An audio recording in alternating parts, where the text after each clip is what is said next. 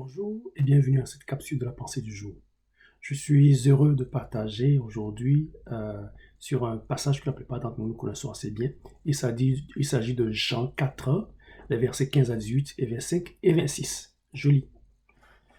La femme lui dit, « Seigneur, donne-moi cette eau afin que je n'ai plus soif et que je ne vienne plus puiser ici. » Va, lui dit Jésus, appelle ton mari et viens ici. La femme répondit, « Je n'ai point de mari. » Jésus lui dit, « Tu as eu raison de dire, je n'ai point de mari. Car tu as eu 5 maris, et celui que tu as maintenant n'est pas ton mari. En cela, tu as dit vrai. » Au verset 25, la femme lui dit, « Je sais que le Messie doit venir, celui qu'on appelle Christ. Quand il sera venu, il nous annoncera toutes choses. » Jésus lui dit, « Je le suis, moi qui te parle. » Alors dans ce passage, il s'agit de l'histoire de la femme samaritaine qui est allée au puits pour puiser de l'eau à boire et qui rencontre Jésus assis au bord du puits. Donc le besoin qui a amené la femme au bord du puits, c'était la soif. Et c'est la soif qui va constituer le thème de ce que je vais développer ce matin. Donc la soif, je dirais que c'est un besoin normal et naturel. Et c'est un besoin du corps, un besoin physique qui a amené la femme là-bas. Mais au fil de la discussion avec Jésus, nous verrons que cette femme avait d'autres soifs. Par exemple, au verset 17 et 18, Jésus lui révèle que elle a plusieurs maris, elle a eu plusieurs maris dans sa vie, ce que la femme confirme. Ce qui sous-entend quelque part que la femme avait aussi des besoins affectifs qui ne semblent pas avoir été correctement répondus dans sa vie.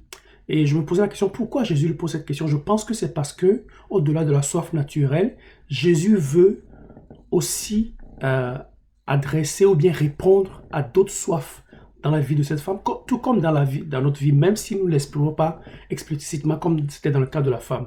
Mais plus loin, au verset 25 et 26, nous verrons encore que la femme semble avoir une autre soif. Elle dit, j'ai entendu dire que le Messie doit venir, un jour il va venir, et quand il va venir, il nous dira tout. C'est comme quand il va venir, nous aurons toutes les réponses à nos besoins, ou bien à nos questionnements.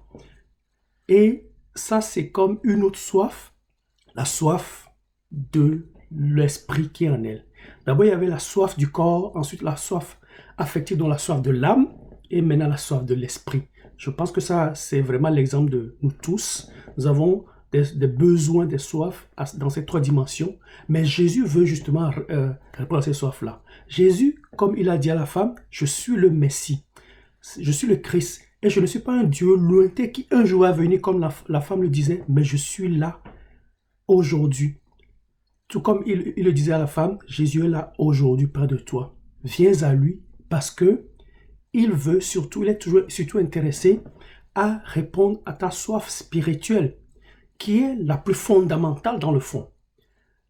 Mais pas seulement à répondre à cette soif spirituelle, mais il veut aussi répondre à tes besoins affectifs, peut-être des guérisons qui ont besoin d'être apportées, des guérisons de l'âme, des restaurations, et même il promet que quand il est notre berger, c'est-à-dire quand nous marchons selon ses voies, selon ses enseignements, à sa suite, nous ne manquerons de rien.